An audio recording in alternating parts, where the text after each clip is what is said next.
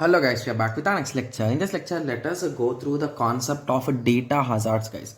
In the last two lectures, we discussed about control hazard. Okay, we discussed about control hazard and the structural hazard, right? Yes. Okay, so these topics belongs to pipelining, guys. Okay, so in this lecture, let us discuss about data hazards. So most of the students, the first question will be, what exactly are data hazards? So if you observe, directly I am going through a previous year GATE question, guys. The only reason why I am going through the GATE question is because this topic, if I even explain in my own words, it's really tough for me also to explain, guys. So that is the reason why I'll be explaining you with the help of a GATE question. Okay. Yes. So the first thing is, if you observe the question carefully, so there are four equations, right? So four equations are four steps.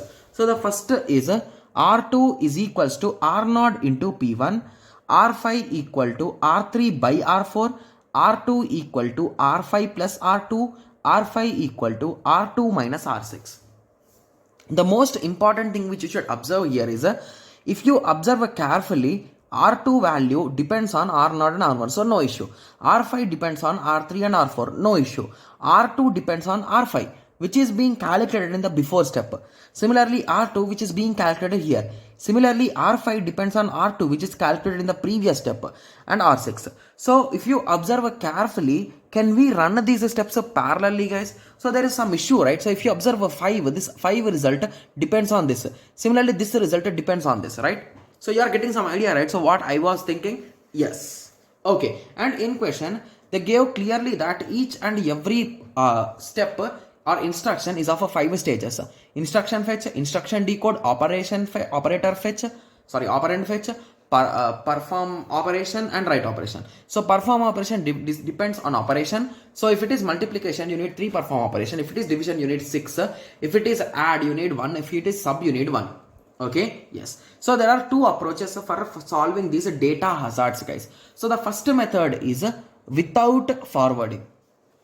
Okay, so the second method is with forwarding. Okay, guys, we'll be solving both the methods, so you will exactly understand what is the difference. Okay, yes. Okay, so in examination, I think they asked about I think they asked about with forwarding. Anyway, let us solve both of them and let us understand the concept here.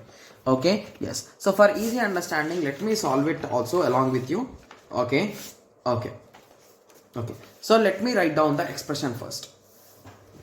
Okay, guys, this question I request you also to take a piece of paper, guys. Okay, yes. So anyway, the question is visible, right? So which is R1, R2. Okay, so it's visible really clearly. So now let us just draw the table for now. Okay, 1, 2, 3, and let me write down the operation. So multiplication will take 3, division will take 6, addition will take 1, subtraction will take 1. Okay, 3, 4, 5, 6, 8, 9, 10, 11, 12, 13, 14, 15, 16, 17, 18, 19. Okay, so 19 will be enough exactly.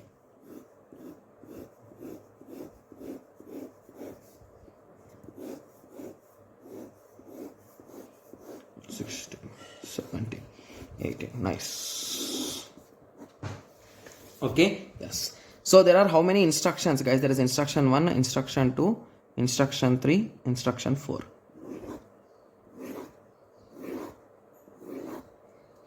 Okay, yes. So there are total 4 instructions, so we have written them. So if you recall, so they clearly told that instruction fetch, instruction decode, operand fetch, and write operation, everyone will take 1. So for first one there will be no issue, right? Yes. So let us start filling with some other color. That will be obviously blue, right? Yes.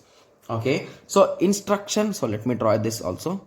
Yes. So instruction fetch, instruction decode, operand fetch, and perform operation. So the first operation is multiplication, right? So it will take 3 steps.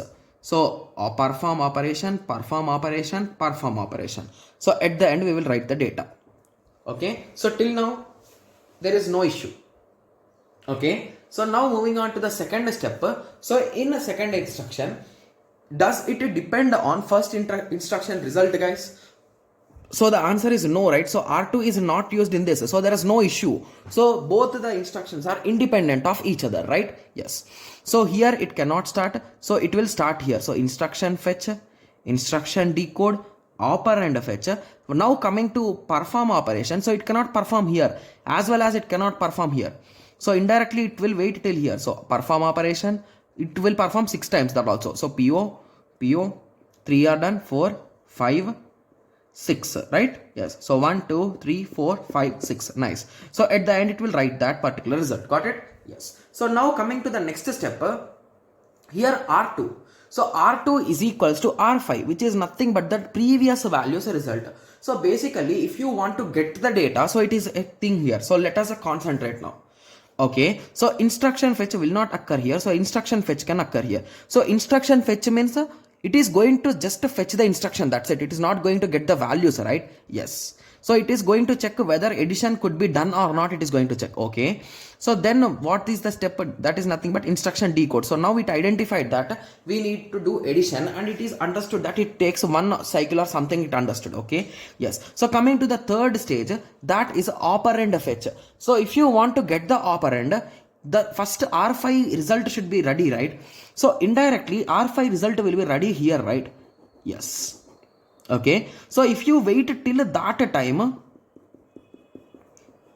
okay, so now here you will do operand fetch. So you got the operands now. So you will perform operation, then you will write the result. Got it? Yes. So again, the same case with this also. So here R2 is depending on this. So you will wait till here indirectly again. Okay. So here you cannot do instruction fetch. Here you will do instruction fetch. Here you will do instruction decode. Again, you will stall here totally. Oh my God. Okay. Then you will do operand fetch, then you will do perform operation, then you will write it. So in total 19 instructions are taken, and this concept is without forwarding, guys. Without forwarding. So you will understand what is exactly this forwarding once we solve the problem with respect to forwarding. Okay. So the main key thing, this with respect to or without respect to forwarding, is here we started operand fetch once the previous instruction is completely completed, right? Yes. So this is without forwarding. If it is with the forwarding, you will not wait till the end, guys. You will wait only until this point. Okay, so you will wait only until this point because the result is ready here itself, right? So perform operation is done. It is just writing. So why to wait this much time? One cycle, why to wait? So it will write here. So that is nothing but with forwarding. Okay, yes. So in with forwarding, it will look in this way, guys. I think it will be waste of time if I again draw these things and all those things, right? So instead of waiting till the end of this, you will directly take from here. Similarly, you will take from here. So in total, how many cycles you are going to save, guys? So you are going to save this particular cycle and this particular cycle. So in total, 2 clocks, not cycle, 2 clocks will be saved. Got it? Yes. So now let us go through the theoretical thing, what I wrote exactly here. So that's what it is written here exactly in the book. So you can just cross check the book if you are having any doubt. Okay. Yes. And this is nothing but from memory, guys, without forwarding means without forwarding. That is the reason why we are waiting till it is writing is completed. Got it? Yes. And whereas without forwarding, with forwarding means from ALU, the result will be taken directly. Okay. Yes. Okay. So the same concept is what I have written here, guys. Okay, you can just cross check it. Okay, so now I think everyone got a clear idea, right, with respect to this question. So the main thing that you should remember is whether he mentioned in the question with the forwarding or without forwarding. It should be mentioned, guys. Got it? Yes. Okay. So now I hope everyone got a clear idea. So indirectly, how many different data hazards are there, guys? So these things we will be anyway discussing in databases, guys, because this concept is a bit like to databases. Okay. So when do we face an issue, guys? So when someone is reading a data which is written by someone, right? Yes. Similarly, we can also face the issue when someone wrote the data and you are reading. Okay. Similarly, if one wrote and you are also writing, that will also lead to an issue, right? Yes. So that is called as a read after write. So basically, someone wrote the data and you are reading it. Similarly, write after read. You wrote the data after reading someone's data. Similarly, write after write. So you wrote on data of someone, you wrote your data. Okay. Yes. So data hazards occur when instructions that exhibit data dependencies, modification data in different stages of pipeline. So these 3 are called as Bernstein conditions, guys. Please remember the word, guys, because as we are expecting some theoretical questions from this subject. So this could be a theoretical question directly. Okay. So the first 3 are read after write, write after read, write after write. Okay, so if you observe carefully, so here J is reading the data R2, okay, before I instruction is executed. So assume that we started executing these two statements, guys. So if you execute them normally, before R2 is updated only, R2 will, this J instruction will read this R2, right? Yes, so this is a nothing but a read after write issue.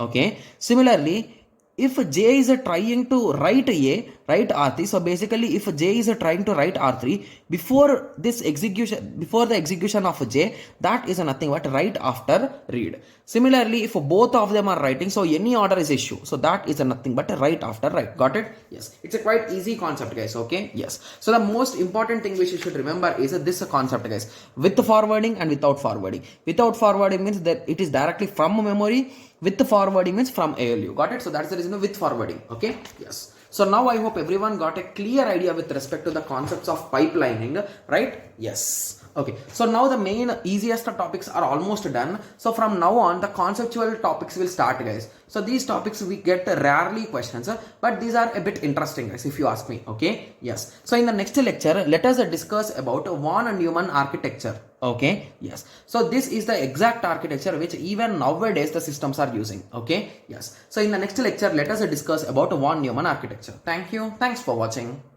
Like, share and subscribe for more awesome videos like this. Thank you.